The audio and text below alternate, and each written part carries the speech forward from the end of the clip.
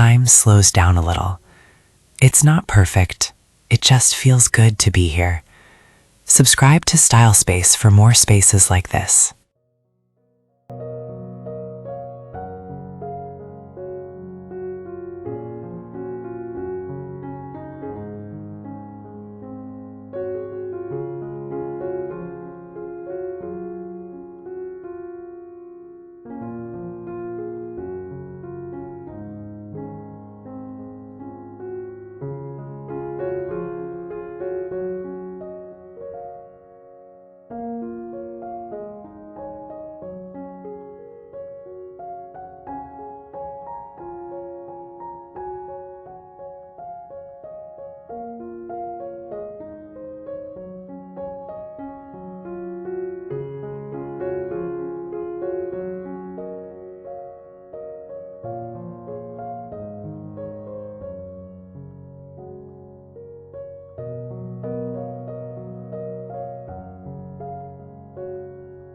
A living room is not a showroom. It is not a photograph. It is the accumulation of afternoon light and morning coffee, and the weight of people who have sat here long enough that the cushions remember the shape of them. The sofas are linen, always linen. The coffee table is reclaimed wood, and it is not precious about it. A throw is draped over the armrest not because it was styled there, but because someone actually used it and left it. Bookshelves are full. Candles are half burned. The fireplace carries the marks of real winters. This is what warmth looks like when no one is trying.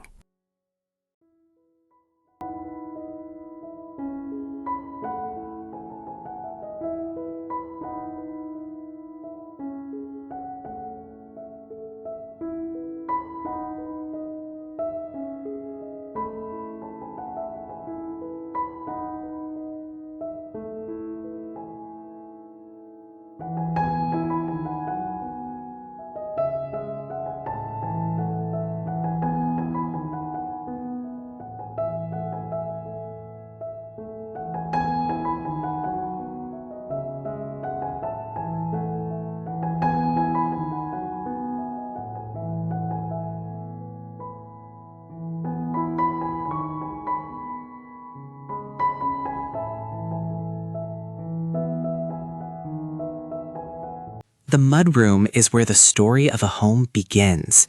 Not the living room, not the kitchen, the mudroom. Hooks hold the weight of every season. A linen jacket, a straw hat, a knit scarf nobody has put away yet.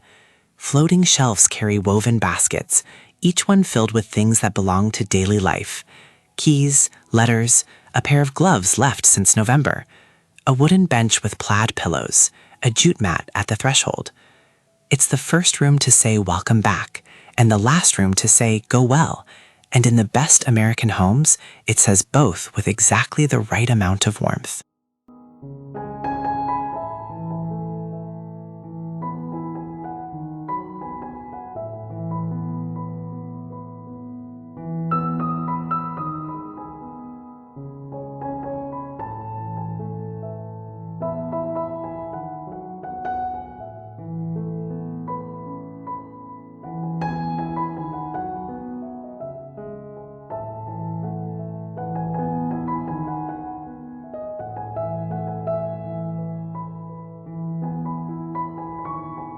There is a specific kind of luxury that has nothing to do with price.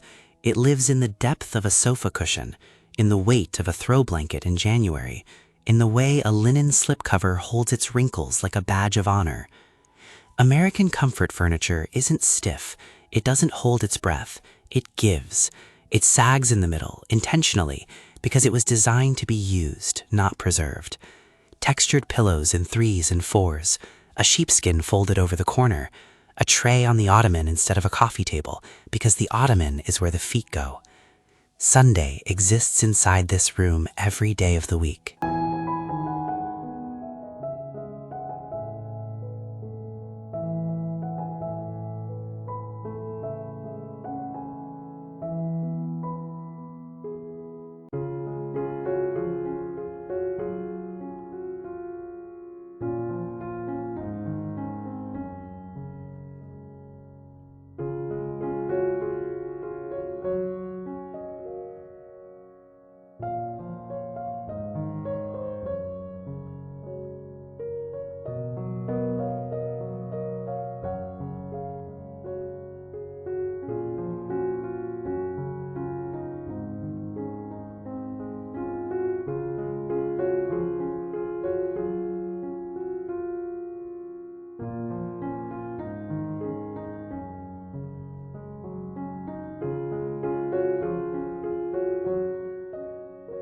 Every house deserves a room that reads.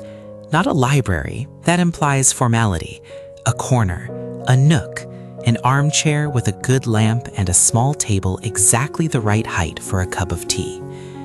Bookshelves that are full, not curated within an inch of their lives.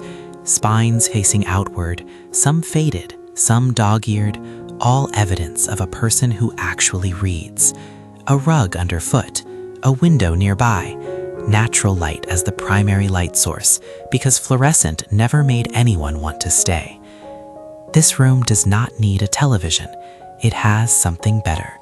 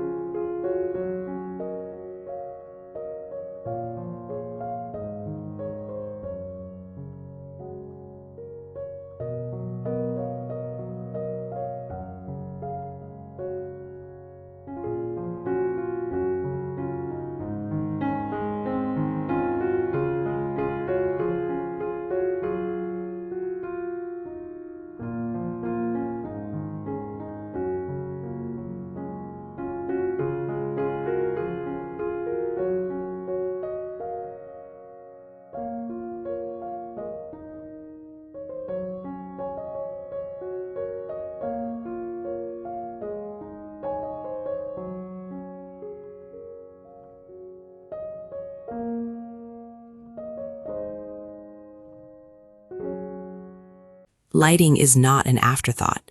It is the house's entire emotional register. In the best American interiors, the overhead light is on a dimmer, or it is never turned on at all. Instead, there is the lamp by the sofa, the sconce above the console, the pendant over the island, the candle on the coffee table. Each one offers a different kind of warmth. Each one is making a specific argument for staying. Brass ages into something better than it was new. Rattan shades turn light amber. A thick ceramic base on a table lamp is its own sculptural statement. The light does not illuminate a room, it creates one.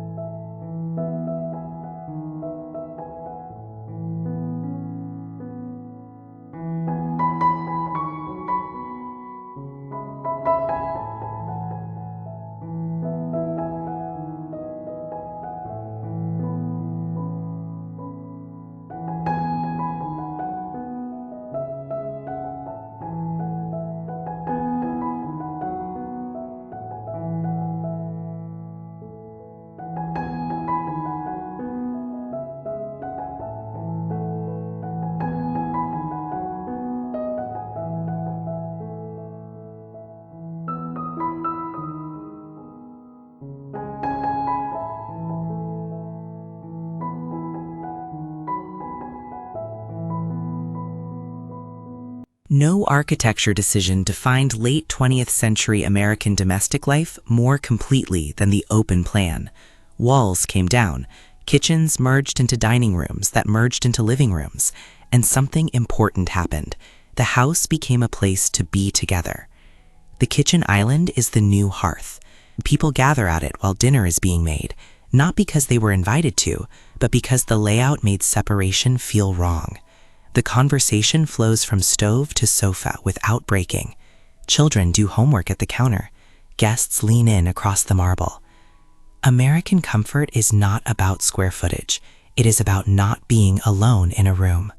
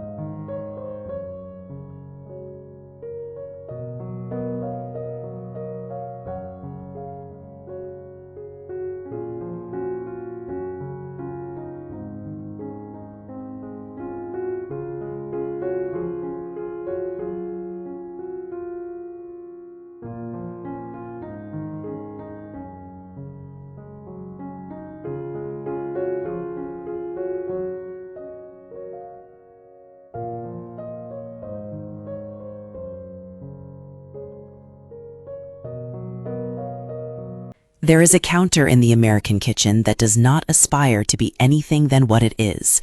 Butcher block, warm, scarred in the corners, honest about its age. It does not pretend to be marble. It does not pretend to be untouched. It is a working surface, and it has the marks to prove it.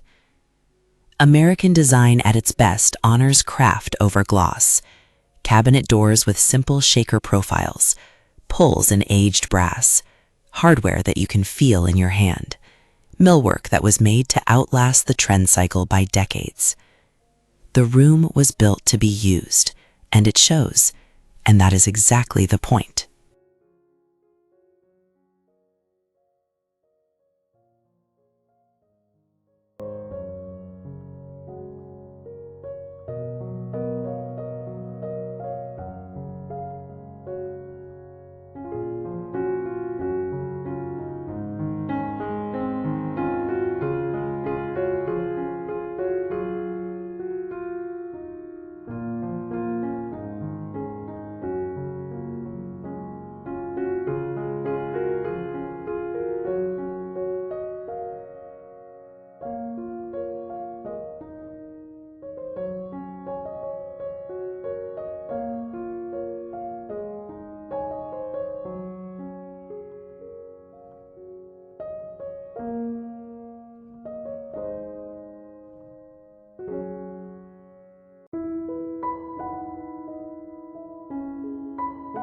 Every home has one room that the rest of the house orbits around. In the American home, it is almost always the kitchen. White cabinetry that goes to ceiling, a farmhouse sink deep enough to mean business, open shelving loaded with things people actually use, not displayed, deployed, a range that stands as a declaration of culinary intention, quartz counters running the full perimeter, uninterrupted, waiting. The kitchen does not need to be dramatic, it needs to be ready, and this one is.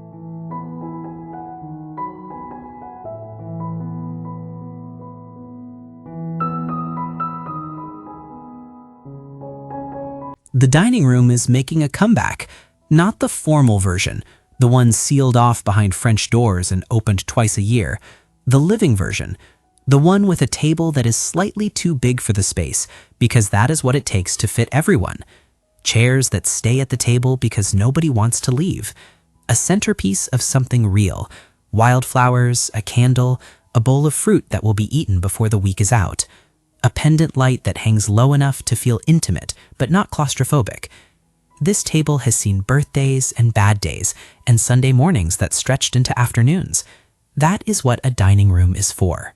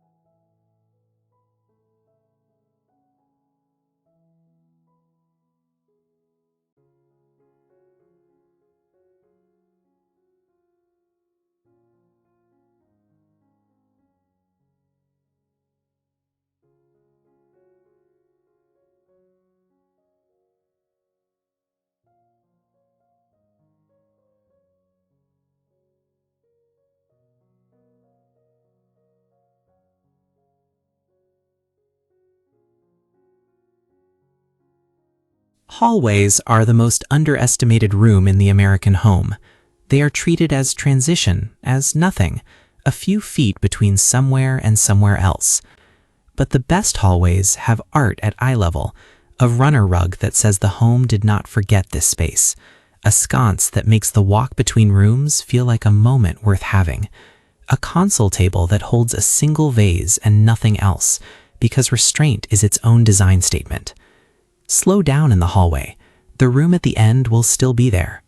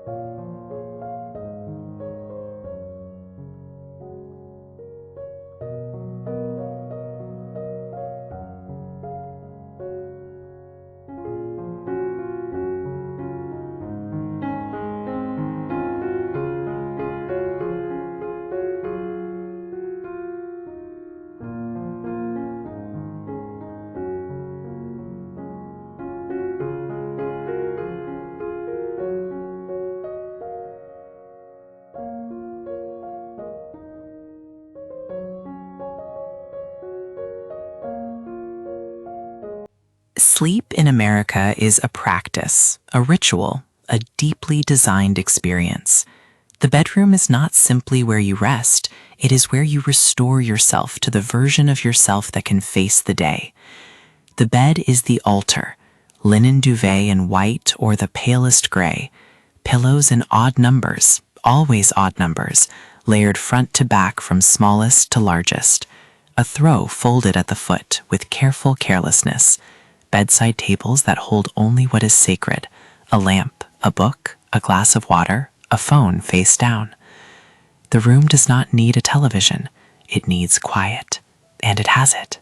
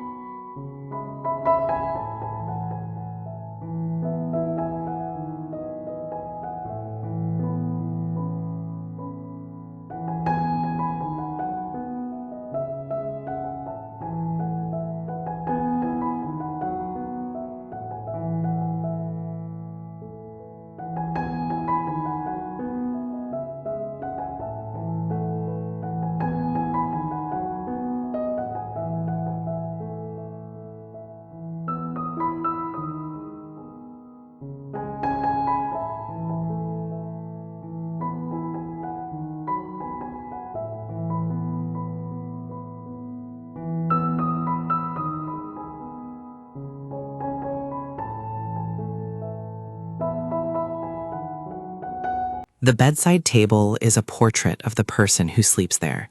It is unguarded, unstaged, true. A stack of books, 3, maybe 4, accumulated over months of intention and forgotten Tuesday evenings. A candle that has been lit enough times to sink into itself. A ceramic lamp. A small piece of pottery that has no function but was too beautiful to not keep. A glass of water. These are the objects of the American evening ritual. They are minor. They are everything.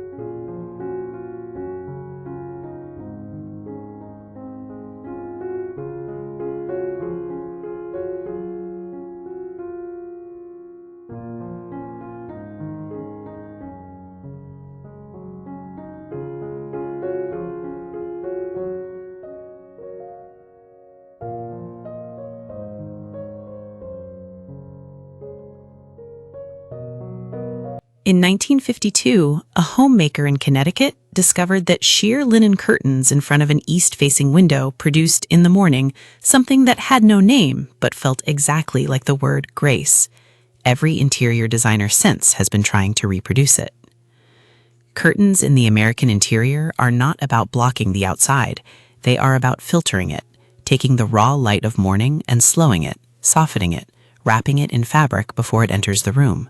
Floor-to-ceiling panels in undyed linen, a gentle billow near an open window, the tree outside visible through the weave. This is the cheapest luxury in interior design and the most effective.